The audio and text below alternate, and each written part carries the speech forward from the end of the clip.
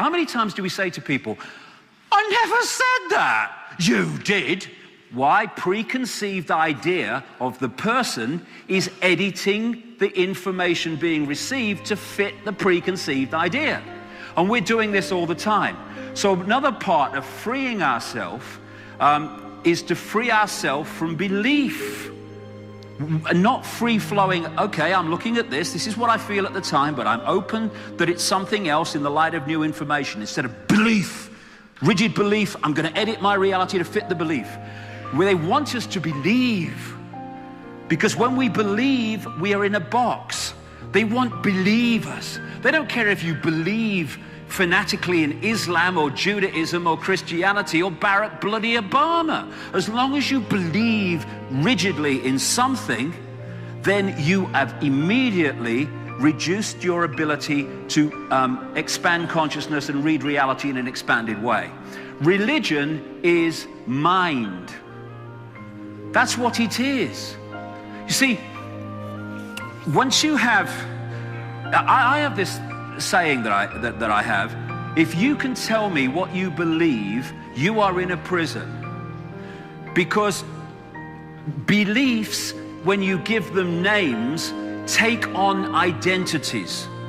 So, what are you? I'm a Christian. Okay, that means you must believe this or you're not a Christian.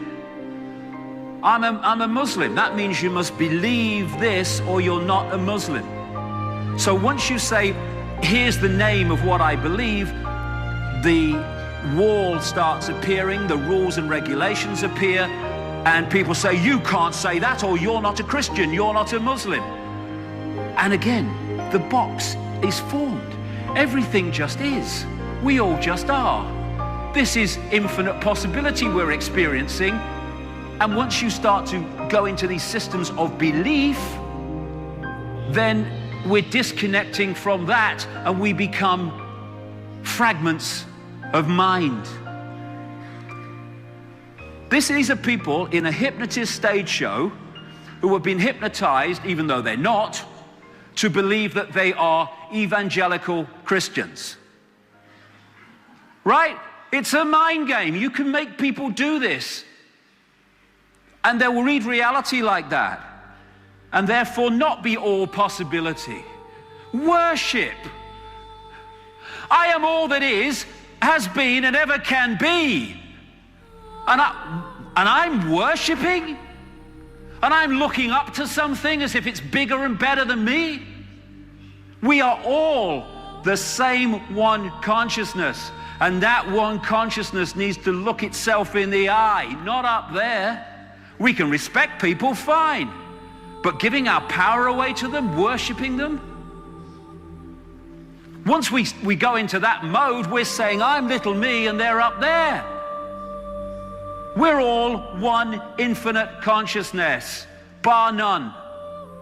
And these are prisons of the mind, prisons of consciousness that keep us from consciousness. We call them religion, politics, race, the biggest one, self-identity. That hold us in servitude to little me, to limitation.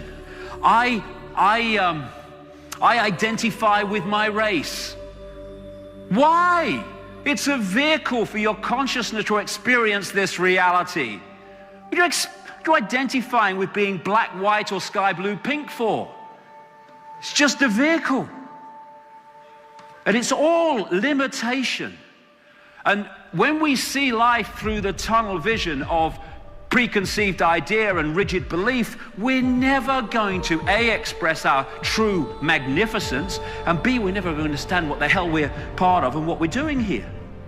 Because scientific experiments have shown that when you have a rigid belief system, whatever it is, the neurons in the brain fire off in a certain pattern. And in doing so, they are reading reality to fit the belief. And therefore, if we think in any belief system or perception system in the terms of limitation and little me, then what we create is the prison walls that put us in positions where we live lives of little me. Not because we are, because we believe we are. What can I do? I'm just little me. Well, that's it then. What are you going to do with your life? Nothing. Why? Because you don't believe that that's possible. I am infinite consciousness, all that has been, ever will be. Now I can start to come from that level instead of little me, and I can do things that a little me mentality would never do. Not because I'm better than little me, but because I don't believe I'm little me. And this one does. So if we open our minds and let the demons out, the demons of programming, out, and get this blank sheet of paper going. I am not going to read reality on what I've thought up to now. I'm gonna let the information be my guide. And if it is at odds with my religious belief system, my political belief system, or my cultural belief system, then that's fine, but I'm gonna go with information. And when we do that, it makes such a fantastic difference in our lives and what we can do and what we can achieve and make happen. Because if we are at our core, as we are, the real us, all possibility, then if we don't express that, then we're already withdrawing from what we are, all possibility, and we're living a few possibilities, very few in terms of many people. And it's the time to choose between whether we're going to be dominated by the head, particularly the left brain, its perception of reality, limitation, structure, everything apart from everything else. You can't do this, that's not possible, that's impossible. Or we're going to open the heart vortex that connects us with the intuitive knowing of the infinite consciousness. Open the right brain and let its ability to see things connected to impact on our understanding of reality and who we are.